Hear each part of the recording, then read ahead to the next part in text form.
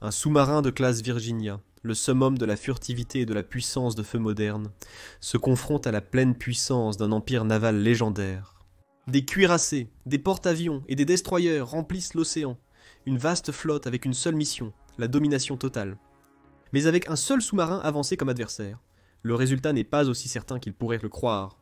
En préparant le terrain, nous explorons un moment historique qui a révolutionné la guerre navale, la bataille de Midway. Ce féroce affrontement de 1942 a vu les États-Unis et le Japon se battre pour le contrôle du Pacifique, chaque camp donnant tout ce qu'il avait. Mais maintenant, avec un seul sous-marin moderne faisant face à toute la flotte japonaise, nous verrons comment la technologie d'aujourd'hui pourrait réécrire les règles de la bataille. Un seul sous-marin serait-il capable de l'impossible? Découvrons-le. Nous sommes en juin 1942. La marine impériale japonaise, confiante après des victoires récentes comme Pearl Harbor et la bataille de la mer de Corail, vise l'atoll de Midway pour paralyser les États-Unis avec une attaque décisive. La marine américaine est consciente de l'importance de la bataille de Midway à venir pour la puissance navale dans le Pacifique. C'est exactement pour cela qu'elle se prépare à défendre Midway avec toutes ses forces. Cependant, au lieu de se fier seulement aux tactiques conventionnelles de 1942, la marine américaine fera preuve de créativité. Elle ira de l'avant dans le temps, pour emprunter quelque chose d'un peu plus avancé, un sous-marin de classe Virginia. Et pas n'importe quel sous-marin de classe Virginia, mais le navire de tête de la classe, l'United States Ship Virginia, sous-marin nucléaire d'attaque 774. Mais voici l'astuce. 50 United States Ship Virginia est tout seul dans ce scénario. La flotte japonaise le surpasse largement en nombre, avec des cuirassés, des croiseurs et des porte-avions qui se rapprochent. Notre guerrier solitaire fera face à une force de frappe de porte-avions redoutable, dont voici un aperçu. 4 porte-avions de flotte, l'Akagi, le Kagi, le Soryu et le Hiryu, transportant chacun environ 60 avions, capables de frappes dévastatrices, faisaient-ils partie de la flotte de 6 porte-avions ayant attaqué Pearl Harbor 6 mois plus tôt. 2 cuirassés lourdement armés, le Haruna et le Kirishima, équipés de canons à longue portée. Les croiseurs lourds, Tone et Chikuma, navires jumeaux rapides et puissants, conçus pour le combat à longue distance. 12 destroyers, des escortes rapides et agiles, protégeant la flotte avec la guerre anti-sous-marine et des torpilles. Un croiseur léger, un navire plus petit et polyvalent, utilisé pour défendre la flotte et fournir une puissance de feu anti-aérienne, et 13 sous-marins, se cachant sous les vagues, prêts à tendre une embuscade avec des torpilles et représentant une menace sérieuse pour tout navire de surface. C'est exact. 50 United States Ship Virginia n'est pas un navire de surface ordinaire de la Seconde Guerre mondiale. C'est un sous-marin d'attaque moderne et furtif, alimenté par l'énergie nucléaire, équipé d'une technologie de pointe dont les concepteurs de ces navires japonais n'auraient même pas pu rêver. Mais voici le défi. Malgré la technologie du Virginia pour démanteler la flotte japonaise, il reste un simple sous-marin face à une armada entière.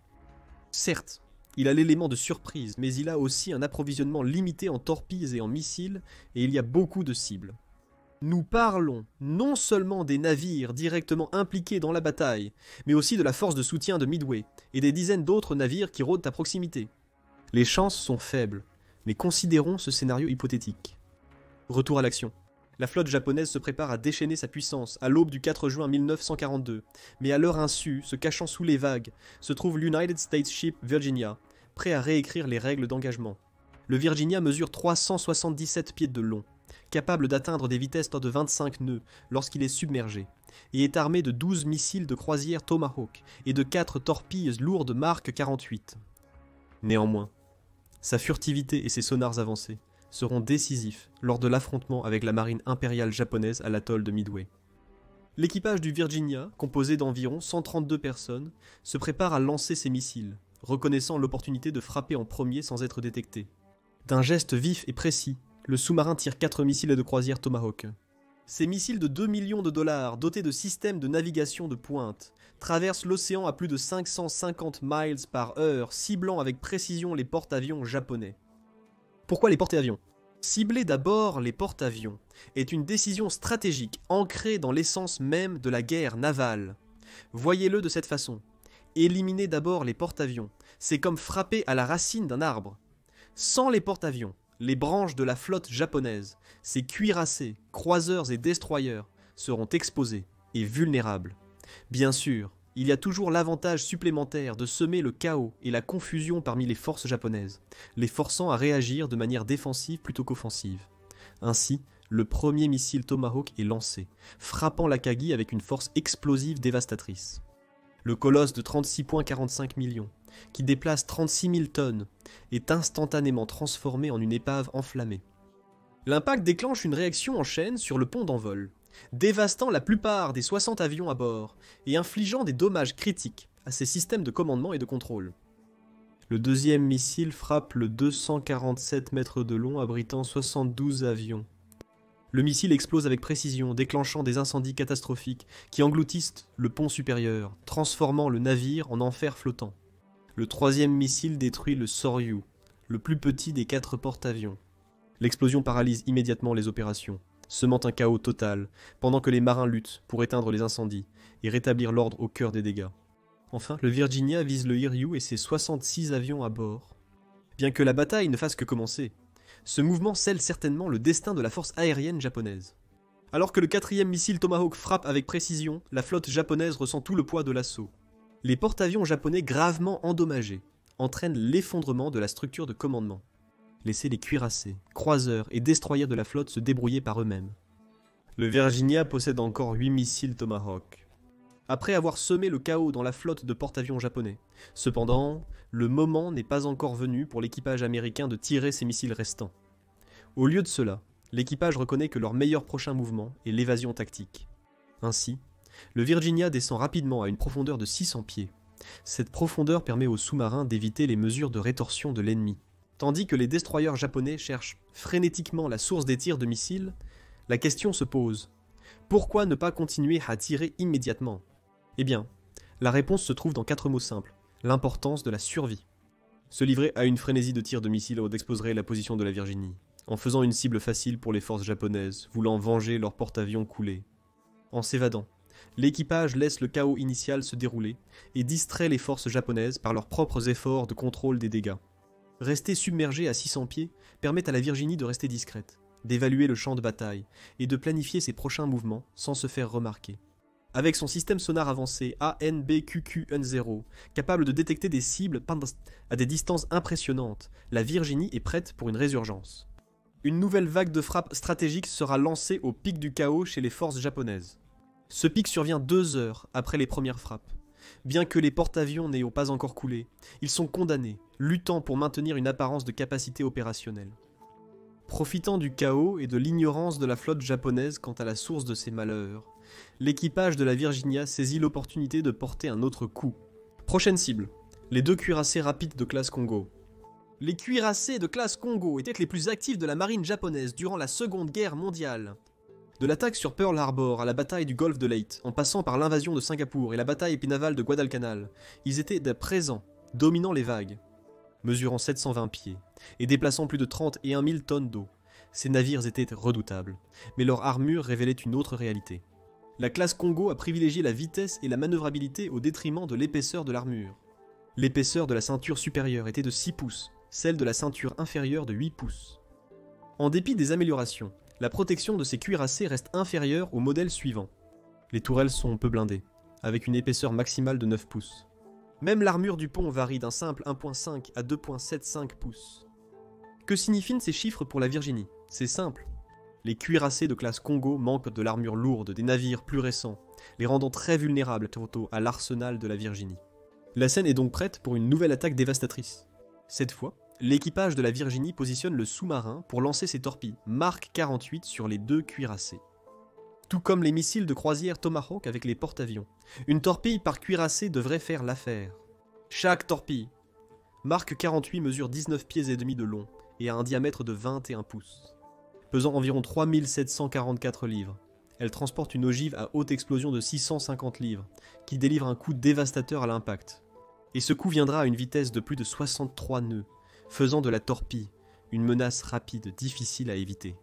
Difficile à contrer pour les forces navales modernes, mais presque impossible à éviter pour les vieux cuirassés de classe Kongo. De plus, ces torpilles sont conçues pour pénétrer les défenses de navires lourdement blindés, donc le blindage léger du cuirassé de classe Kongo ne résistera pas à leur puissance destructrice. Les 2 torpillas sont tirées rapidement l'une après l'autre. Chacune peut parcourir jusqu'à 27 000 nautiques et ajuster sa trajectoire en vol pour une visée précise, et chacune atteint sa cible prévue.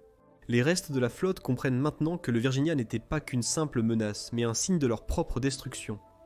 Alors naturellement, la flotte japonaise est maintenant vraiment ébranlée. Elle fait face à un ennemi invisible et est incapable de riposter. Mais qu'en est-il des sous-marins japonais dans la bataille? Peuvent-ils changer le cours des choses? Dans la bataille historique réelle, un seul sous-marin, le I-168, a réussi à traverser le cordon de destroyers et à couler l'United States Ship Herman avec une salve de torpilles, tuant 80 personnes à bord. Dans ce cas, les chances ne sont pas de leur côté. Contrairement au jour du I-168 où un sous-marin audacieux pouvait percer le chaos et marquer un coup dévastateur, le Virginia est une bête complètement différente. Armé de la dernière technologie furtive et équipé de systèmes sonars très avancés, il est presque invisible même pour les autres sous-marins. Nous parlons de sous-marins modernes, pas de reliques de la Seconde Guerre mondiale. Pour eux, le Virginia pourrait être un fantôme. Cependant, les sous-marins japonais pourraient essayer de le trouver et de l'attaquer, en utilisant le sonar passif. Même si un sous-marin a de la chance dans le bruit, et verrouille une torpille sur le Virginia, la torpille ne toucherait jamais sa cible. Après tout, le sous-marin de classe Virginia est donc conçu pour survivre dans ces conditions. Une fois la torpille lancée, les contre-mesures de pointe du Virginia déploieraient des leurres pour tromper les munitions. Ces leurres imitant la signature acoustique du sous-marin, égarant les torpilles ennemies. C'est en effet le meilleur scénario pour les sous-marins japonais. Dans le pire des cas, l'efficacité des sous-marins japonais serait sérieusement entravée par le chaos en surface, avec des communications dégradées et une coordination avec la flotte de surface presque inexistante. Ils n'auraient que deux choix. 1. Risquer de se dévoiler en lançant une attaque aveugle et devenir la prochaine cible de la poursuite implacable de la Virginie. Ou 2. Rester cachés et attendre leur heure, ne servant que de témoins à la destruction de leur flotte. Dans les deux scénarios, les sous-marins japonais sont impuissants, pris entre la survie et le mince espoir d'une frappe réussie. Il existe une troisième option, fuir la scène. De nombreux navires japonais ont fait ce choix après avoir subi des pertes dévastatrices lors de la bataille de Midway. Mais pour les besoins de notre scénario hypothétique, disons que la flotte japonaise ne se retire pas encore. Au lieu de cela, elle maintient sa position, essayant de rassembler ce qui reste de ses forces. La flotte, maintenant réduite à des destroyers et des croiseurs, tente désespérément de coordonner une contre-attaque au milieu du chaos. Mais toutes les tentatives de suivre ou d'engager le Virginia échouent. Pour le Virginia, c'est une occasion en or. Alors que les navires japonais recherchent une cible fantôme, il est temps de donner le coup de grâce dans ce théâtre maritime de guerre. Rappelez-vous qu'il reste 3 croiseurs et des dizaines de destroyers et de sous-marins, et que le Virginia a encore 2 torpilles, Mark 48 et 8 missiles de croisière Tomahawk. Cela signifie qu'un projectile par navire n'est plus une option. Heureusement, les torpilles Mark 48 et les missiles de croisière Tomahawk ont un rayon d'explosion assez conséquent qui peut affecter les navires proches qui sont regroupés. Pour l'attaque finale, il s'agit d'une question de stratégie. Attendre le bon moment pour frapper et maximiser l'impact. Alors que les destroyers restants se regroupent, les missiles Tomahawk les éliminent, un groupe à la fois. Les 2 torpilles Mark 48 restantes sont réservées pour les croiseurs lourds, Ton et Chikuma. Leur armement puissant et leur manœuvrabilité signifient qu'ils restent menaçants s'ils ne sont pas contrôlés. L'équipage de la Virginia prépare les 2 torpilles, verrouillant sur les destroyers en désarroi. Les torpilles sont lancées en sifflant, se concentrant sur leur cible pour un coup paralysant final. Avec les destroyers endommagés ou anéantis par les missiles et les croiseurs coulés, les vestiges d'autrefois puissants de la flotte japonaise ne sont plus que des débris flottants. Seuls les sous-marins survivent, tapis dans l'ombre tels les ultimes combattants d'une bataille perdue. Dans un ultime acte désespéré, ils pourraient tenter de torpiller la Virginie, espérant un tir providentiel. Cependant, pour y arriver, ils devraient s'approcher suffisamment sans révéler leur position. Un pari risqué dans notre scénario où le passé rencontre le futur. Sans alliés restants, et le spectre de la Virginie se profilant sous la surface, ces sous-marins pourraient bientôt réaliser que parfois, la meilleure ligne de conduite est de s'éclipser discrètement dans les profondeurs. Mais ne célébrons pas encore! La question était de savoir si un seul sous-marin moderne pouvait détruire toute la marine japonaise pendant la Seconde Guerre mondiale. Le mot-clé ici est entier. Voici les défis que la Virginia devrait relever pour mener une opération prolongée contre les restes d'une marine entière. Ces défis sont bel et bien réels, loin d'être hypothétiques. Et surtout, la logistique surgirait tel un kraken furieux. Malgré l'équipement du Virginia pour des missions prolongées, l'absence de réapprovisionnement en eau hostile pourrait éprouver ses capacités. La nourriture, le carburant et l'entretien sont essentiels pour un sous-marin. Il doit éventuellement sortir de sa couverture pour se ravitailler, ce qui le met en danger. Après la bataille de Midway, une base de sous-marins américaine a été établie sur la Naval Air Facility, Midway Island, permettant aux sous-marins de Pearl Harbor d'étendre leur rayon d'opération de 1200 miles en se ravitaillant et se réapprovisionnant. Le premier défi pourrait donc théoriquement être surmonté. Alors que le Virginia est en sécurité relative à Midway, un autre défi se profile, la collecte de renseignements. Les forces japonaises restantes se regroupent, comprenant que leurs prochains mouvements seront cruciaux. Ayant perdu de nombreux grands navires, ils s'appuieront sur leurs sous-marins et petits bateaux pour défendre leur territoire. Pour relever ce défi, le Virginia peut utiliser ses sonars avancés pour surveiller l'ennemi. L'équipage est attentif aux signes de communication ou de mouvement de la flotte japonaise, reconstruisant une image de leurs capacités et intentions. En parlant de l'équipage, n'oublions pas le facteur psychologique. Maintenir le moral tout en opérant seul dans les eaux ennemies n'est pas une mince affaire. L'équipage doit rester concentré et soudé malgré l'immense pression et l'isolement qui engendrent stress et remise en question des choix. Quelle est la solution ? Éliminer la marine impériale japonaise pour qu'ils rentrent chez eux glorieusement ? Pas exactement. C'est ici que se pose le défi le plus significatif, la réalité d'être un sous-marin solitaire sans armes restantes. Bien que l'idée d'éliminer toute la marine impériale japonaise soit plausible d'un point de vue technologique, la triste vérité c'est que le Virginia était maintenant un canard assis dans les eaux ennemies avec son arsenal épuisé. En effet, le Virginia ne peut pas simplement s'arrêter dans un magasin local de fournitures pour sous-marins afin de se réapprovisionner rapidement en torpilles et missiles. En fait, l'armement principal de ce redoutable sous-marin n'existait pas durant la Seconde Guerre mondiale. La torpille. Mark 48 est en service depuis 1972, tandis que les missiles Tomahawk ont rejoint l'arsenal en 1983. Mais encore une fois, nous parlons d'un scénario hypothétique et absurde. Bien qu'un navire naval moderne ne puisse pas réellement voyager dans le temps, poussons plus loin les limites de l'imagination. Si le Virginia pouvait remplacer ses armements, serait-il capable d'affronter l'intégralité de la marine japonaise ? La réponse n'est plus un non retentissant, c'est maintenant un peut-être ferme. Voici les facteurs critiques pour que la Virginie réussisse cette mission audacieuse. Malgré les avantages technologiques du Virginia, le sous-marin resterait en infériorité numérique après avoir anéanti la première force de frappe des porte-avions. Il reste encore beaucoup de destroyers, d'escorteurs de destroyers, de croiseurs, de cuirassés et de sous-marins à affronter. Des attaques coordonnées seraient donc essentielles, le Virginia utilisant des tactiques de frappe et de fuite pour maximiser son impact en minimisant son exposition au feu ennemi. De plus, la logistique resterait un facteur critique. Même si le Virginia parvenait à reconstituer son arsenal, il lui faudrait un moyen de maintenir ses opérations discrètement. Cela comprend le maintien d'un profil bas, l'identification et l'utilisation de lieux discrets pour le réapprovisionnement, et le réapprovisionnement en ressources essentielles à une base d'opération sûre. Supposons que le United States Ship Virginia soit prêt à poursuivre sa campagne contre le Japon. Comment le sous-marin agirait-il après sa victoire à la bataille de Midway ? Des centres logistiques clés telles que les îles Kiska et Attu seraient des cibles prioritaires. Avec une vitesse dépassant les 25 nœuds, le Virginia pouvait mener des attaques éclairs contre des navires de ravitaillement plus lents. Toutefois, bien que sa puissance nucléaire permette des opérations prolongées sans ravitaillement, des défis demeurent. Il y a aussi le risque d'atteindre le Japon en initiant la poursuite, ce qui peut poser problème. Parce que le Virginia entrerait dans des eaux fortement défendues, par les forces japonaises. Le continent aimerait être protégé par des systèmes anti-aériens basés à terre, des actifs navals et un réseau de sous-marins prêts à engager des intrus. De plus, le risque d'embuscade devient une préoccupation urgente.